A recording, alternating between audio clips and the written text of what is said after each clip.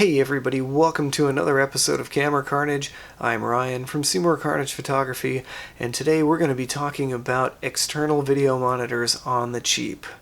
So let's say you're shooting video for YouTube like I do, or you're out vlogging somewhere, but your camera doesn't have a fancy flip up or flip out screen, so you can see whether you're framed up or check your settings while you're facing the camera. Or maybe you're out shooting photos on site and you want a better way to review and proof those with your client than gathering around and looking at the back of the tiny screen on your camera, or taking a laptop along with you. Sounds like you could use an external video monitor.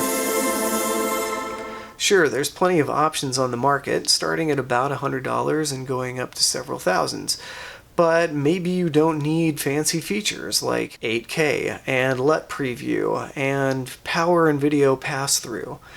Maybe you just need something simple so you can see what the heck you're doing. Well, if you've got a phone or a tablet and $10 in your pocket, I've got you covered.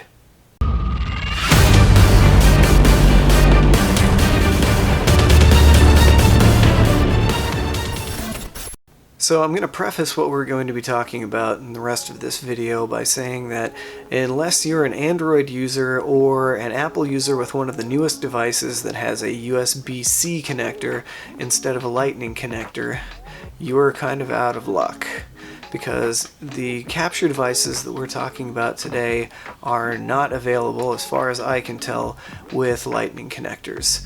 There is a device called the Seymoure, which will work with Lightning connectors, but it costs about $180, so we're not going to be talking about that one. As long as you have a USB-C or a micro USB, you should be fine. So with that little asterisk out of the way, you're going to want to jump online and search for a USB HDMI capture card.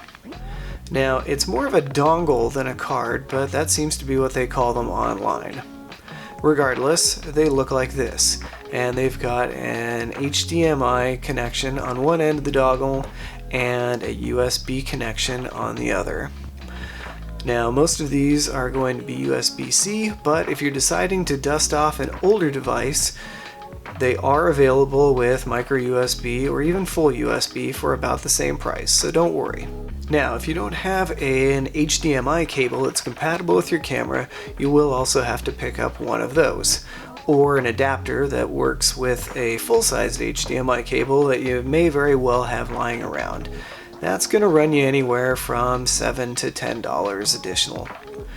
Also, depending on what kind of device you're using, phone or tablet, how mobile you want to be, etc., you may have to get a mount for it as well.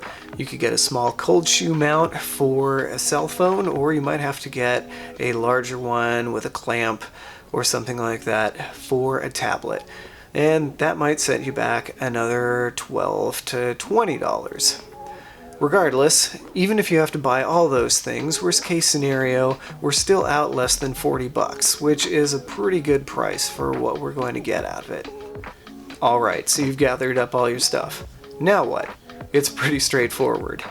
One end of the HDMI cable goes into the camera, the other one goes into the HDMI dongle, and the USB plug off of that goes into your device. As for the settings in your camera, well, I can't give you a straight answer about that because they're going to differ slightly between the different manufacturers and models.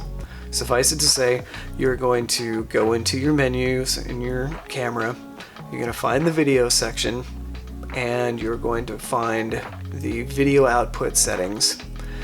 From there, depending on your device, you're probably going to choose either Full HD or 4K at 30 frames per second, and on top of that you'll have to pick from some preferences, like do you want it to send your settings from your on-screen display out through that output as well, and there may be some other choices.